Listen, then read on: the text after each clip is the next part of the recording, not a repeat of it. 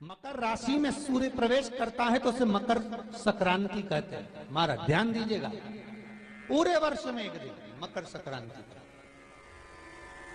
हमारे हिंदू धर्म में ये दिन है, हमारे हिंदू धर्म में जो ये दिन है।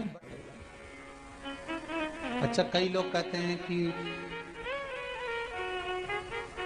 सूर्य की उत्तरायण का क्रम है, ये क्रम है, ये पूजन का क्रम है, तिल्ली के लड्डू का क्रम है, लड्डू बना लो तिल्ली का, इसका क्रम है। पर अगर स्कंद पुराण उठाओ तो स्कंद पुराण में अगर मकर संक्रांति के क्रम को यदि पढ़ोगे तो मालूम पड़ेगा कि पूरे वर्ष में एक दिन ऐसा था जिस दिन भगवान शिव और नारायण, ये दोनों, इसलिए आज भी हिंदू धर्म में गुड़ के लड्डू तिल्ली के साथ मिलाते हैं। क्यों? उसका कारण कि शंकर और नारायण ये दोनों एक ही दिन, एक ही पल गंगा का स्नान करने के लिए, एक ही भगवान शिव। देखिए इतना कितना हमारे हिंदू धर्म में एक एक तिथि का, एक बार का एक महत्व है, उसको समझिए।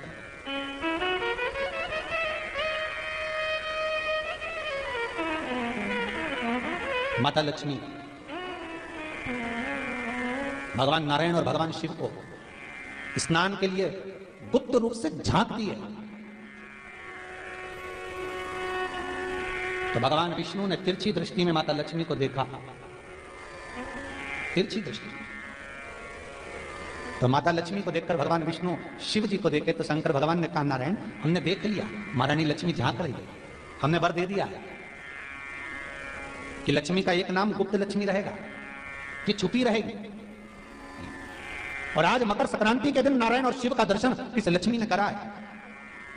पर जो गुप्त लक्ष्मी का दान दे देगा उसके घर में कभी कोई बड़ी बीमारी प्रवेश नहीं करेगी। कैंसर जैसा रोग, किडनी और लीवर का रोग नहीं हो सकता। आज भी नियम है कि मकर संक्रांति के दिन एक लड्डू बनाया जाता है गुड़ और तिल्ली का, उसमें 1 का सिक्का, 2 का सिक्का या कोई लक्ष्मी उसमें फंसा दी जाती है और लड्डू को पैक कर किसी मंदिर में दान दे दिया जाता है। उसको कहते हैं गुप्त लक्ष्मी, जिससे घर में कोई बड़ी बीमारी प्रवेश नहीं, वो केवल मकर संक्रांति को होता है। आपको अगर ऐसा महसूस होता है कि किसी ने आपकी दुकान पर बंधन कर दिया, आपका व्यापार बांध दिया, 4 दिन दुकान अच्छी चल रही है और 4 दिन बंद हो रही है, तो महाराज सूर्य का उत्तरायण जो प्रवेश है मकर के अंतर्गत, वो दोपहर में लगभग 2:30 बजे के करीब में आया, 2:30 से 3 के करीब में आया। तो निवेदन करूंगा मैं आपको ऐसा लगता है कि आपका व्यापार 4 दिन अच्छा चल रहा है, फिर गिर रहा है, फिर चल रहा है, फिर नीचे आ रहा है, तो जब मकर राशि के भीतर सूर्य प्रवेश करेगा 2:30 के लगभग में आएगा, शायद दोपहर में 2:30-3 बजे के करीब में प्रवेश करेगा, तो आपको ऐसा लगे या किसी की तबियत थोड़े दिन अच्छी हो रही है, फिर गिर रहा है, फिर अच्छी हो रही है, फिर बेकार हो रही है, फिर अच्छी हो रही है, फिर बेकार हो रही है, दवाई खा रहे हो नहीं लग रही, तो आप जब मकर राशि में सूर्य प्रवेश करे, कल मकर संक्रांति के दिन उत्तरायण जब सूर्य के भाव प्रवेश करे, महाराज दोपहर में 2:30-3 बजे के करीब में प्रवेश कर जाएगा, इतनी बजे, तो प्रयास करना थोड़ी सी काली तिल्ली लेना महाराज, उसमें एक बमूल का कांटा लेना, काली तिल, बमूल का कांटा और किसी भी वृक्ष की 5 पत्तियां लेना महाराज, उसको लेकर अपने दुकान में, व्यापार में, या जिसको औषधि ना लग रही हो, जिसका स्वास्थ्य गड़बड़ हो रहा महाराज, उसका स्पर्श कराकर या 21 बार उस पर से उतार कर, और उतारना क्या नाम लेकर है? अवधूतेश्वर महादेव। कौन सा महादेव है? जम के बोलो जरा, अवधूतेश्वर महादेव। शिव जी का एक अवतार हुआ था, अवधूत रूप, शंकर भगवान के उस क्रोध को, भगवान शिव के उस क्रोध को ब्रह्मा जी ने घोड़े का रूप दे दिया और घोड़े को समुद्र में डाल दिया।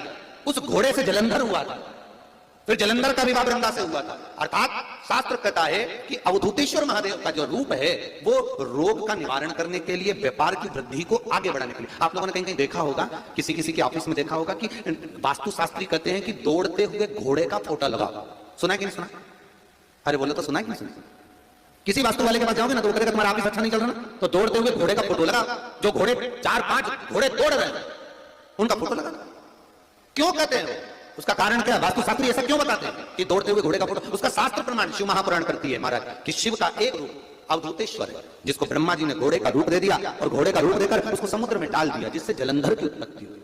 तो अगर मान लो अगर प्रॉब्लम चल रही है, व्यापार में दिक्कत आ रही है, व्यवसाय में तकलीफ आ रही है, या किसी न किसी रूप में कोई ना कोई कष्ट आपको लग रहा है, तो अवधूतेश्वर महादेव का नाम लेकर काली तिल्ली, वृक्ष की पत्ती और एक बमूल का कांटा लेकर, और आप दुकान में से उतार लो, चाहे शरीर पर से उतार लो, उसको ले जाकर किसी भी चौराहे पर उसको पटक दीजिए। चौरस्ते पर नहीं डाल सकते तो बहते हुए पानी में डाल दीजिए, बहता हुआ पानी ना मिले तो पीपल के वृक्ष के नीचे डाल दीजिए, पर उसको मकर राशि के प्रविष्ट भाव में ही डालना।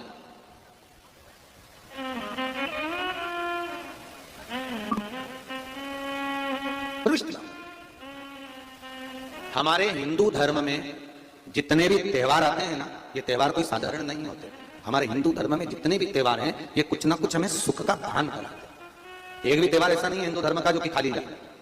बस हम उससे दूर रहते हैं, हमें आता नहीं है। बस एक साधारण भाव में हमने त्योहार बना लिया, पर उसका महत्व हम समझें,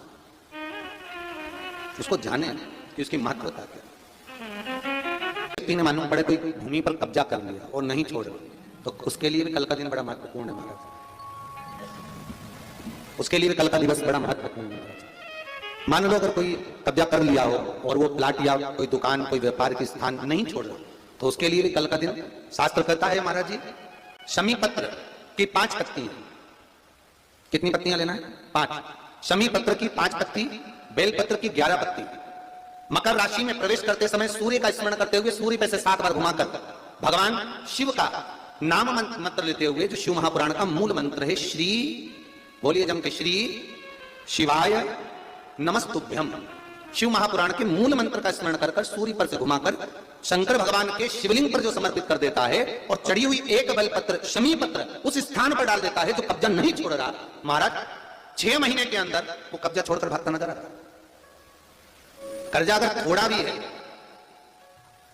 और थोड़ी भी मात्रा का अगर कर्जा है तो उस कर्जे को चुकाने का प्रयास करें। और अगर नहीं चुक रहा तो कल सूर्य जब मकर में उत्तरायण भाव में प्रवेश कर रहा है तो 1 लोटा पानी, कलश महाराज, उसमें जल भर लीजिए और जल भरकर उसमें 7 दाने चने की दाल के डाल लीजिए। 7 दाने चने की दाल के डालकर उसमें थोड़ा सा कुंकू, रौली थोड़ी सी उसमें डाल लीजिए। 3 शमी पत्र, 1 बेल पत्र उस जल के अंदर डाल लीजिए महाराज, और डालकर सूर्य नारायण भगवान को दर्शन करते समय, जल छोड़ते समय उत्तर की ओर, आपके घर से जब उत्तर का जो भाग हो उस ओर जल का भाग थोड़ा सा छोड़े। आखिरी का बचा हुआ जो जल और बेलपत्र और शमी पत्र है एक साथ जब पूरे, तो जितना अपने मन में भाव हो कि हमारा इतना कर्जा है बाबा, वो चूक जाए, या कोई पैसे नहीं दे रहा है उसका भी स्मरण कर सकते हैं कि हमारा इतना रुपया लेना है, और वो जल, शमी पत्र, बेलपत्र उसी समय पर नीचे डाल देना, उसका छींटा थोड़ा सा अपने ऊपर लेकर प्रवेश कर महाराज। ज्यादा से ज्यादा 5 महीने 6 महीने कहीं ना कहीं बाबा इसी कृपा कर देता है, कोई सहयोग, कोई धन, कोई संपदा, कोई व्यापार ऐसा बना देता है कि पैसा हाथ में आता है और कर्जा चूक जाता है। ये बाबा ही। और एक बात का याद रखना, हमें किसी से लेकर नहीं देना कर्जा।